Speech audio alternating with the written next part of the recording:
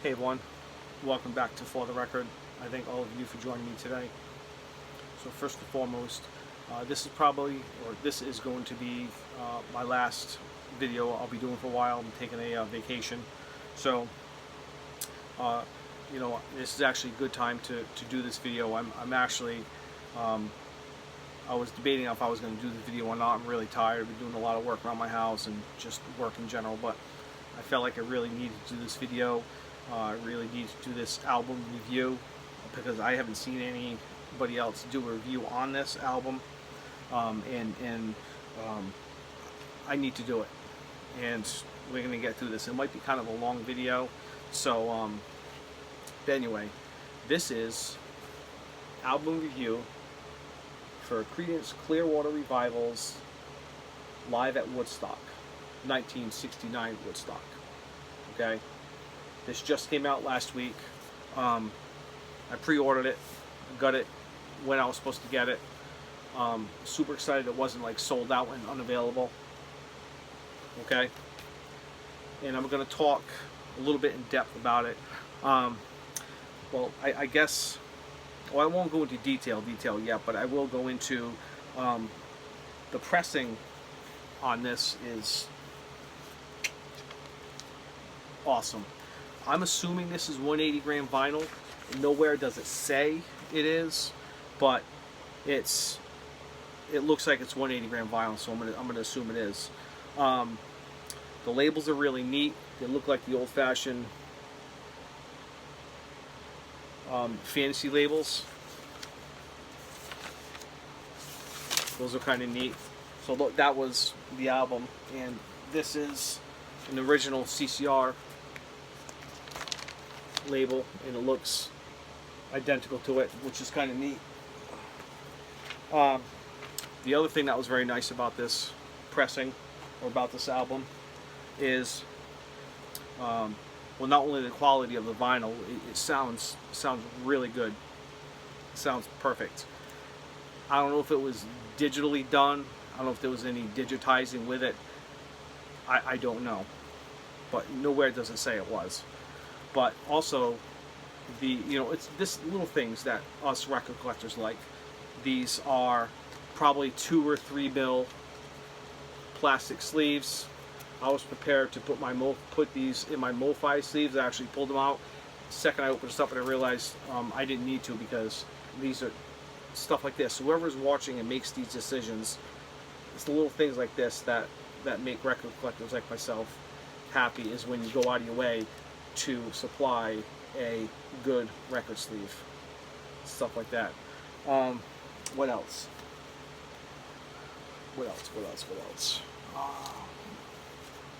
I was happy with the jacket. I almost said jacketing. I was happy with the jacket, but I wish there was more color. There's a little bit of color on the back, but it's like a black matted color. It's kind of plain. It would have been nice to see color somewhere. There are the boys right there, but it is what it is. It's not really a selling point. It doesn't make the album a bad album, but it just would have been nice to see some color, that's all. CCR Live at Woodstock. Now, I will say, I'm just going to put this over here. I will say that it's really neat to have that, because I'm not aware of any other box sets that they've done through the years where you had their entire CCR's entire set list, because, well, they weren't on the original Woodstock documentary. I'll get into that in a little bit. They were in Woodstock, obviously, but they weren't in the documentary. So years ago, celebrating the 40th, because now we're celebrating 50th anniversary. 10 years ago, I remember this very well. This is the 40th anniversary box set. which came with a few things. I'm not going to go into detail about everything it came with, but I remember this. I bought this the day it came out, and it was relatively cheap. I was actually really surprised on that. But it came with the original movie. Okay. But it also came with, and they call this the director's, yeah, they call this the director's cut. This is a single disc, and it has a lot of the bands that weren't in the original movie or documentary, or parts of their set list or whatever weren't on the documentary. Now, for some reason, and I mentioned that because CCR is on it, but they only have 3 songs, and they did, like, I think it was an hour long. I can't remember how many songs is on it. 11 songs, I think. 11 songs on this is what they originally did. And for the director's cut, celebrating their 40th 10 years ago, they only have 3 songs on here. So if anybody is aware of footage that's available of their entire list, their entire set, let me know. Maybe it exists somewhere, but this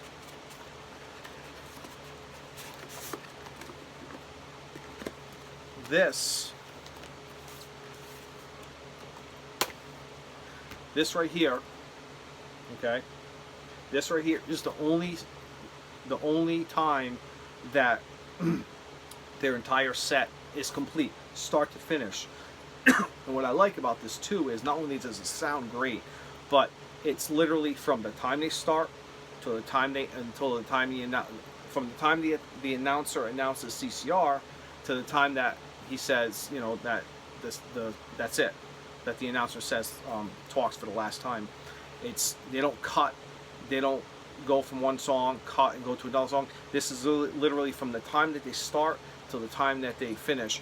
And when you're going from one side of the record to the other side, you can hear, you know, whether it's the group talking, somebody else talking in the background. You flip it over and that continues, and that's literally from start to finish. That's what I mean by start to finish.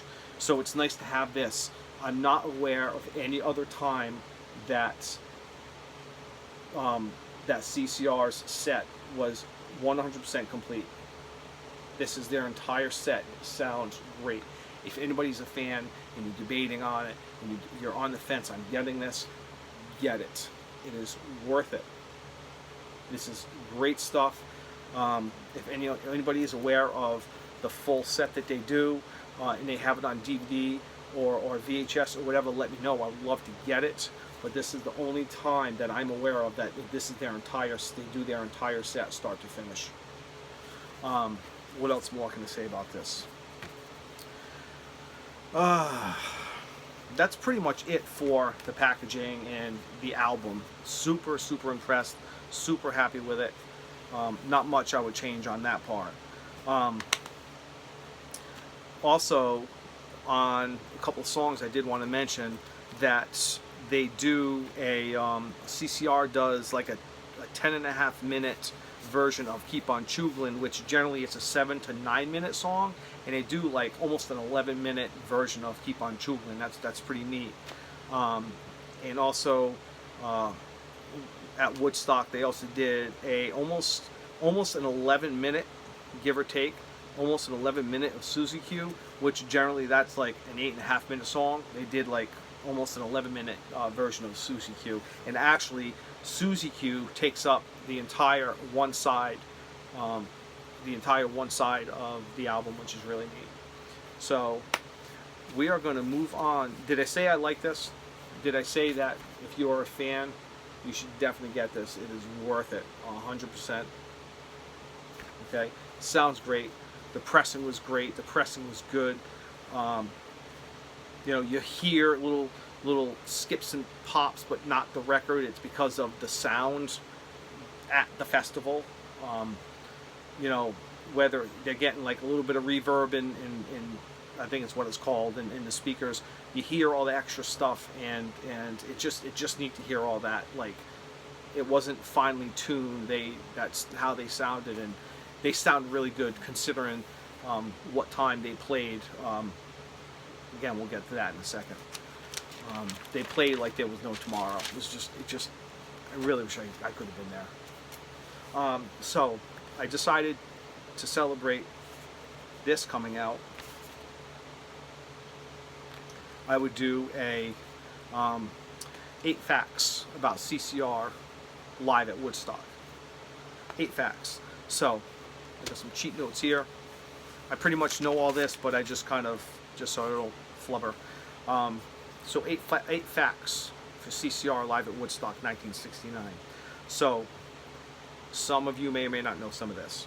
So the Grateful Dead actually played before them, and that would account for why CCR originally was actually supposed to play, I think, like at the 9:30 at night time, but because of the Grateful Dead going way over, I guess I saw an interview somewhere, their shenanigans. So that caused CCR to play at, like, I think it was like 1 or 2 o'clock in the morning, but they played flawlessly. So what else?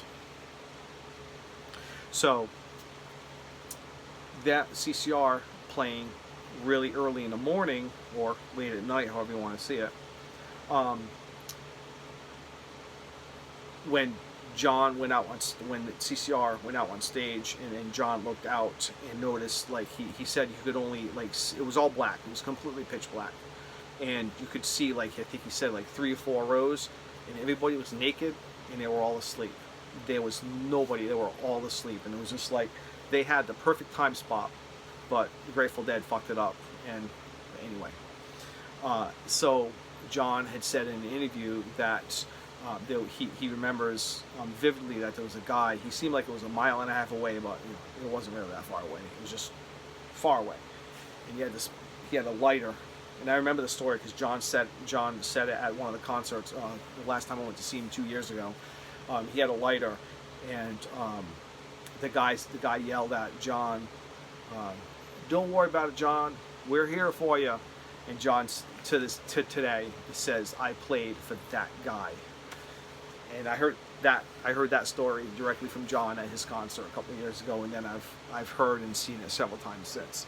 So knowing that, and when you listen to CCR live at Woodstock, there was really nobody there listening. They were all asleep. It's just kind of a... So another fun fact, that CCR actually was not on the original 1970 documentary. There are some stories out there of why they weren't, but from my research that I've done, that I've known for some time, I believe, and I'm just going to keep it simple, John basically said that he did not want CCR, or himself for that matter, to be associated with the drugs going on at that time. That's why they weren't in the film.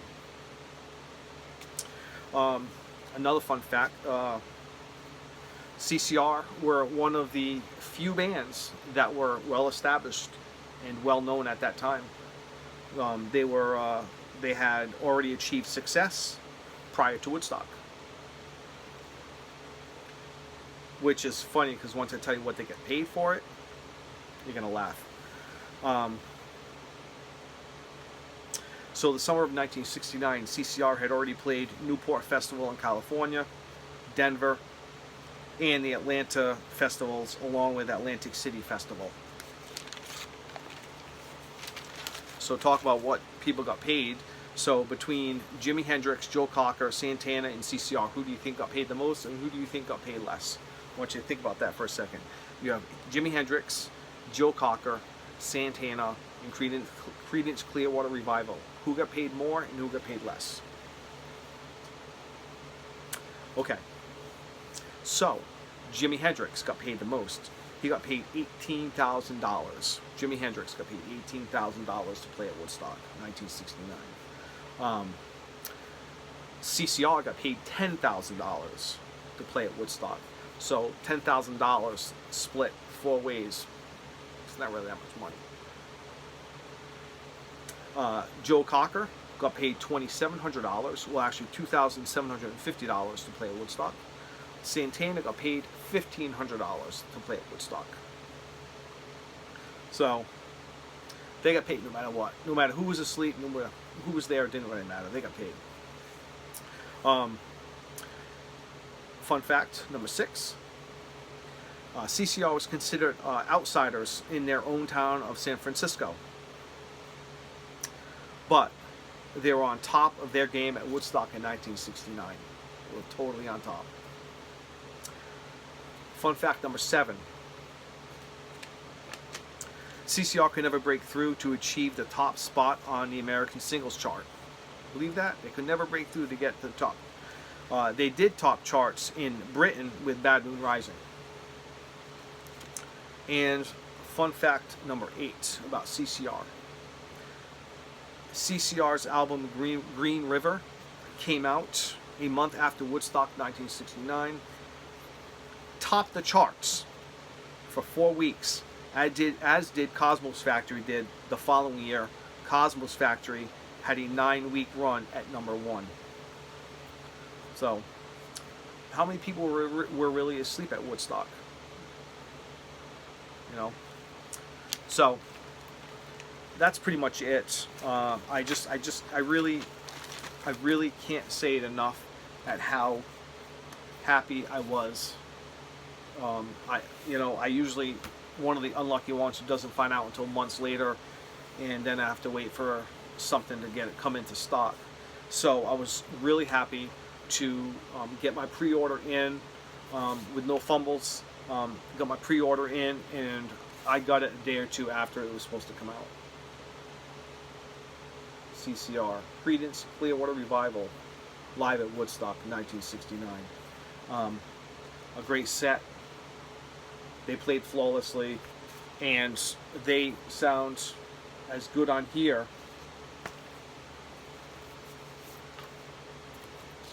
as they do on here.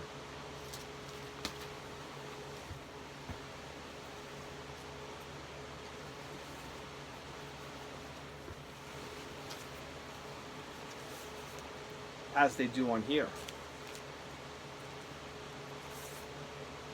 On here. On here. On here. Did I say they sounded good? Even on here?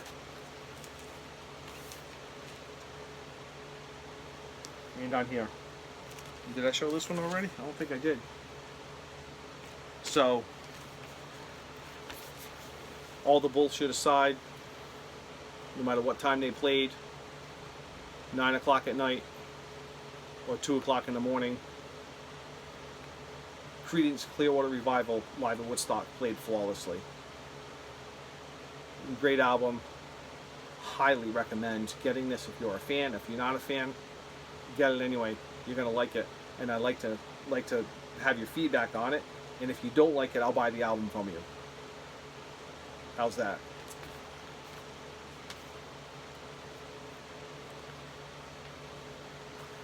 So I'm taking my hat off to CCR, John Fogerty. As always, be kind to others. Peace. See you on the flip side.